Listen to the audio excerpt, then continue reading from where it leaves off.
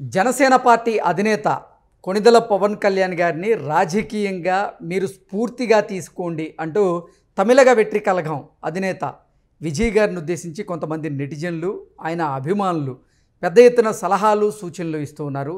అందులో భాగంగానే పవన్ కళ్యాణ్ గారు రాజకీయ పార్టీని ప్రారంభించిన సమయంలో ఆయన భారీగా ఒడిదుడుకులు ఎదుర్కొన్నారని, వాటన్నింటినీ అధిగమించి ఈరోజు ఆయన రాజకీయాల్లో ఒక కీ రోల్ పోషిస్తున్నారు. అలాగే మీరు కూడా మీ జీవితంలో వచ్చినటువంటి ఒడిదుడుకులకి మీరు తలగ్గకండి, మీరు భయపడకండి, కృంగిపోకండి. పవన్ కళ్యాణ్ గారిని స్ఫూర్తిగా తీసుకొని మీరు వాటన్నింటినీ కూడా అధిగమించి రాజకీయాల్లో రాణించండి అంటూ విజయ్కి ఆయన అభిమానులు కొంతమంది నెటిజన్లు సలహాలు సూచనలు ఇస్తున్నటువంటి నేపథ్యంలో, దాంతోపాటుగా అసలు పవన్ కళ్యాణ్ గారు ఇప్పుడు విజయ్ గారితో టచ్లో ఉన్నారని, కొన్ని సలహాలు సూచనలు ఇస్తున్నారన్నట్లుగా కొంతమంది కమెంట్లు పెడుతున్నటువంటి నేపథ్యంలో ఈ అంశం మీద మనం పూర్తి స్థాయిలో విశ్లేషణ చేసుకుందాం. ప్రస్తుతం మనతో పాటు ఉన్నారు ప్రముఖ రాజకీయ విశ్లేషకులు, ప్రముఖ సీనియర్ జర్నలిస్ట్ దుర్గవడ్లమణి గారు. వారితో మాట్లాడదాం. మేడం నమస్తే. మేడం నమస్తే అండి. కొంతమంది నెటిజన్లు తమిళగ వెట్రి కళగం అధినేత విజయ్ గారికి కొన్ని సలహాలు సూచనలు ఇస్తూ ఉన్నారు. అందులో భాగంగానే జనసేన అధినేత పవన్ కళ్యాణ్ గారిని మీరు రాజకీయంగా స్ఫూర్తిగా తీసుకోండి. ఆయన తన రాజకీయ జీవితంలో ఎన్నో ఒడిదుడుకులను ఎదుర్కొని ఈరోజు ఆయన రాజకీయాల్లో కీ రోల్ పోషిస్తున్నారు. మీరు కూడా మీ జీవితంలో వచ్చినటువంటి ఒడిదుడుకుల్ని ఎదుర్కొని మీరు కూడా రాబోయేటువంటి రోజుల్లో కీ రోల్ పోషించండి అంటూ కొంతమంది సలహాలు ఇస్తూ ఉంటే, మరికొంతమంది మాత్రం అసలు పవన్ కళ్యాణ్ గారితో విజయ్ టచ్లో ఉన్నట్లుగా ఆయన దగ్గర నుంచి కొన్ని సలహాలు సూచనలు తీసుకుంటున్నట్లుగా రకరకాల వార్తలు అయితే వస్తూ ఉన్నాయి. కొంతమంది కమెంట్లు కూడా ఆ రకంగా చేస్తూ ఉన్నారు. దీన్ని ఉద్దేశించి మీ విశ్లేషణ ఏంటి మేడం? అంటే ఇవాళ తమిళగ వెట్రి కళగం ఏదైతే ఉందో పార్టీ, ఆ పార్టీ అధినేత విజయ్ అతను కొంచెం కుంగుబాటుకు లోనయ్యాడా అంటే ఊహించని ఒక పరిణామం వచ్చేసరికి అతను దాన్ని ఎట్లాగా సంభాళించుకోవాలి తెలియలేదా అంటే, ఇంకా రాజకీయాల్లో ఓనమాలు దిద్దుకుంటున్నాడు కాబట్టి అతనికి ఎలాగా సోషల్ మీడియాని ఎదుర్కోవాలి, లేదు ప్రజల్ని ఎలా ఎదుర్కోవాలి అనేది తెలియలేదా అంటే, దానికి అతని ఫ్యాన్స్ కావచ్చు, లేకపోతే సోషల్ మీడియాలో కొన్ని యూట్యూబ్ ఛానల్స్కి సంబంధించిన వాళ్ళు కావచ్చు, రకరకాల కమెంట్స్ అయితే పెడుతున్నారు. ముఖ్యంగా ఒకళ్ళు ఏమన్నారంటే, విజయ్ ఆల్రెడీ పవన్ కళ్యాణ్తో టచ్లో ఉన్నారు, అతను సలహాలు తీసుకుంటున్నారు. పవన్ కళ్యాణ్ కూడా రాజకీయాల్లో ఇవన్నీ సహజం, ఒడిదుడుకులు అనేవి మనం ధైర్యంగా ఎదుర్కోవాలి. నేను ఇంతకంటే ఎన్నో చూశాను, నువ్వు ఇంకా ఒక 1% కూడా నువ్వు చూసింది లేదు రాజకీయాల్లో అని చెప్పినట్టుగా తెలుస్తుంది. ఇంకొక అతను అంటాడు, యాక్చువల్గా పవన్ కళ్యాణ్ ఎంట్రీ ఇచ్చినప్పుడు అతనికి సోషల్ మీడియా అప్పుడప్పుడే ఉద్భవిస్తోంది. సో ఆ సమయంలో అతన్ని ఇబ్బంది పెట్టిన విధానం కావచ్చు, ట్రోల్ చేసిన విధానం కావచ్చు, అది మామూలుగా లేదు అప్పుడు. సో అలాంటి వాటిని అన్నిటినీ అతను ఎదుర్కొని అంటే అధిగమించి అతను ఇవాళ ఒక విజయాన్ని అందుకున్నాడు. ఆ విజయం కూడా ఎలాగా 100% స్ట్రైక్ రేట్ అనేది. కాబట్టి ఇప్పుడు వీళ్ళందరూ చెప్పిన దాన్ని బట్టి మనకు అర్థమవుతుంది ఏంటంటే, విజయ్ ఎవరైతే ఒక పార్టీని పెట్టారో, పార్టీని పెట్టాక కరూరు ఘటన ఏదైతే జరిగిందో, అంటే నాకు ఎదురు లేదు అనుకునే సమయంలో అతను స్టాలిన్ అంకుల్ అంటూ మాట్లాడడం, అంతకు ముందు సభలో అతన్ని గేలి చేసినట్టుగా మాట్లాడటం, ఇవన్నీ కూడా డిఎంకేకి కొంచెం తలనొప్పిగా మారాయా. ఆ తలనొప్పితోటే అసలు ఈ కరూరు ఘటన ఇంతవరకు మళ్ళీ దాని మీద మీరు చూసారా, ఏ రకమైన చర్యలు లేవు, ఎటువంటి సమాచారం కూడా మనకి రావట్లేదు. అంటే ఆ తర్వాత కూడా తమిళగ వెట్రి కళగం పార్టీకి సంబంధించినటువంటి నేతలు కానీ ఆ కార్యకర్తలు కానీ ఎక్కడ కార్యక్రమాలు నిర్వహించలేదనేటువంటి విమర్శలు కూడా వచ్చాయి. అదే నేను చెప్తున్నా, ఇతని పర్మిషన్ ఇవ్వలేదు ఒకటి. రెండోది, అసలు ఇప్పుడు చూడండి ఏం జరిగింది ఏంటి అనే దాని మీద ఒక క్లారిటీ లేదు. అసలు ఆ అంబులెన్స్ ఎందుకు వచ్చింది ఆ టైంలో, అసలు ప్రజలందరూ కూడా అల్లకల్లోలం అయిపోయారు కదా, అక్కడికి వచ్చిన ఫ్యాన్స్ కావచ్చు వాళ్ళందరూ కూడా.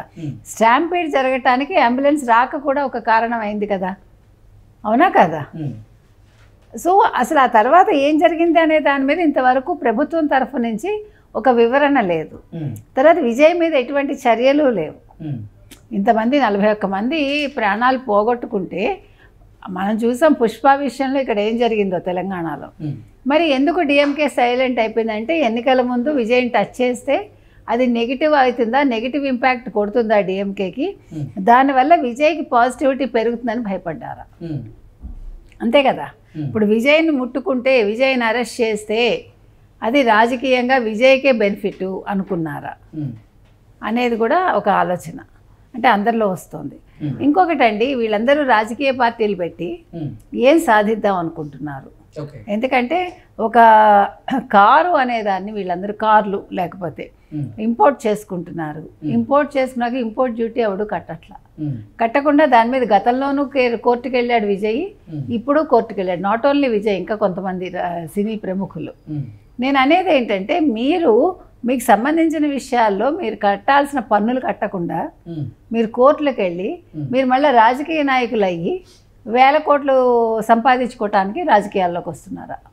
ఇది ప్రజల్లోనూ మనలోనూ అందరిలోనూ ఉద్భవించిన ప్రశ్న, అవునా కదా? అంటే ఈ మధ్య కాలంలో రాజకీయ నాయకుల్లో చాలా మంది మేము సమాజానికి సేవ చేసేటువంటి లక్ష్యంగా రాజకీయాల్లోకి వచ్చాము అన్నట్లుగా చెప్తూ ఉన్నారు. ఏం సేవ చేస్తున్నారండి వాళ్ళు? ఎవరికి సేవ చేస్తున్నారు? ఇప్పుడు మీరు సేవ అంటే ఏంటి? మీరు జీతం తీసుకోకుండా మీరు నడుచుకుంటూ వెళ్ళి, లేదు ఒక కారు పెట్టుకుని కాన్వాయ్ లేకుండా మీరు వెళ్తున్నారా? కాన్వాయ్కి అయ్యే పెట్రోల్ ఖర్చు ఎవరి నుంచి వస్తుంది? ట్యాక్స్ పేయర్స్ నుంచే వస్తుంది. ప్రజాధనమే కదా. మీరు ఏం సేవ చేస్తున్నారు? ఒక్కటండి, మీరు ఒక మామూలు ఒక సాధారణ దుస్తుల్లో ఒక సాధారణ వ్యక్తిగా మీరు ఒక కారు పెట్టుకుని కారులోంచి దిగి నలుగురిలోకి వెళ్ళగలగాలి. ఒక కూడలి ఉంటుంది కదా, కూడల్లో నిలిచి మీరు ఒక్కళ్ళు మాట్లాడగలగాలి. That is enough. ఒక రాజకీయ నాయకుడు మీరు సేవ చేయొద్దు, మీ పని మీరు చేయండి, మీ బాధ్యతను మీరు నిర్వర్తించండి. నేను 100 కార్లు వేసుకొస్తాను, మాట మాట్లాడితే నేను పాదయాత్ర అంటాను, మాట మాట్లాడితే నేను ఒక ఇది పెడతాను, అది కాదు కదా నేను అంటున్నది. అది ఎవరికి కావాలి? మీరు ఎవరికి సేవ చేస్తున్నారు? ఎవరి సొమ్ముతో సేవ చేస్తున్నారు? మీరు లగ్జూరియస్గా బతుకుతూ మీరు ప్రజలకు ఒక అన్నం ప్యాకెట్లు ఇచ్చేసాను నేను, ఏదో జరిగితే, లేకపోతే వాళ్ళు ఎవరికో దెబ్బ తగిలితే 1 లక్ష రూపాయలు ఇచ్చేసాను, ఆ సొమ్ము మీ కష్టార్జితం కాదు. I'm sorry. ఏ రాజకీయ నాయకుడు సేవ చేయట్లేదు. ఇంకొక ముఖ్యమైన విషయం ఏంటంటే, ఇవాళ మీరు కనుక చూసుకోవాలంటే రాజకీయాల్లో ఉన్న వాళ్ళందరికీ, వాళ్ళ కుటుంబాల్లో ఉండే వాళ్ళందరికీ బిజినెస్లు ఉన్నాయా లేదా? ఎందుకు ఉంటున్నాయి? ఎక్కడి నుంచి వస్తున్నాయి డబ్బులు? ఇన్ని వేల ఎకరాలు ఎలా వస్తున్నాయి? ఎన్ని బినామీలతోటి ఇప్పుడు ఒక రాజకీయ నాయకుడి ఇంటికి వెళ్ళి ధైర్యంగా వాళ్ళ పని వాళ్ళ పేరున లేదా ఇంకెవరి పేరున, వాళ్ళ చుట్టాల పేరున ఏమైనా భూములు ఉన్నాయా లేదా, లేదా ఆస్తులు ఏమున్నాయి అనేది వెరిఫై చేయగలుగుతున్నారా? మీరు ఒక సాధారణ ఇంట్లో ఉండి, లేదు ఇల్లు తాకట్టు పెట్టుకునే స్థితి నుండి ఒక ప్యాలెస్ కట్టుకునే స్టేజ్కి ఎలా వచ్చారు అని ఎవరైనా ప్రశ్నిస్తున్నారా? ప్రజలు మూకుమ్మడిగా వెళ్ళి దాడి చేసి అడుగుతున్నారా? లేదుగా. ఏంటి సేవ? ఏంటి ఇంకా? మీరు ఎవరికి సేవ చేస్తున్నారు? మిమ్మల్ని మీరు సేవించుకుంటున్నారు. అర్థమైందా మీకు?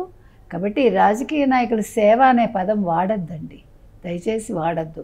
విజయ్ లాంటి వాళ్ళు కూడా ట్యాక్స్ కట్టాక ప్రజల్లోకి వెళ్ళమనండి. ట్యాక్స్ కట్టకుండా నేను కోర్టుకు వెళ్తాను, నేను తేల్చుకుంటాను అని ప్రజల్లోకి వచ్చి మీరు నీతి మాటలు చెప్పద్దు. మీరు వచ్చి కొత్తగా ఏంటి ఇక్కడ వాళ్ళ మధ్యలో కుల చిచ్చులు పెడుతున్నారు, లేనిపోని మత చిచ్చులు రేకెత్తిస్తున్నారు. గతంలో ఏ రాజకీయాల్లోనూ ఇంత కులాలు మతాలు రేకెత్తించి వాళ్ళ మధ్యలో గొడవలు సృష్టించి ఎవడు చేయలా. కానీ ఇప్పుడు జరుగుతున్నది అదే. ఇప్పుడు వీళ్ళందరూ కూడా కుల మతాల మధ్య చిచ్చులు రేగొట్టి దాని మధ్యలో వీళ్ళు చలిగాచుకుంటున్నారు. ఇది చాలా తప్పు. కాబట్టి విజయ్ అనేవాడు రాజకీయాల్లో కొనసాగాలంటే ఆయన క్లారిటీతో ఉండాలి, నిజాయితీగా ఉండాలి, ట్యాక్సులు ఎగ్గొట్టకుండా ఉండాలి. నిజమైన రాజకీయ నాయకుడిగా ఉండగలిగితే ఆయన రాజకీయాల్లో కొంతమంది నెటిజన్లు కమెంట్లు చేసిన రకంగా, పోస్టులు పెడుతున్న రకంగా నిజంగా పవన్ కళ్యాణ్ గారితో విజయ్ గారు టచ్లో ఉన్నారా? రాజకీయంగా ఆయన ఎదుర్కొంటున్నటువంటి ఒడిదుడుకులు ఏవైతే ఉన్నాయో వాటిని అధిగమించడానికి పవన్ కళ్యాణ్ గారి సలహాలు సూచనలు తీసుకున్నారా? అసలు ఏం జరిగిందంటే ఏం చెప్తారు? ఖచ్చితంగా ఆయన మాట్లాడుతున్నారు, తీసుకుంటున్నారు, అంతవరకు ఓకే. మీరు పవన్ కళ్యాణ్ ఫాలో అయ్యేటప్పుడు ఆయన సిద్ధాంతాలను కూడా ఫాలో అవ్వండి.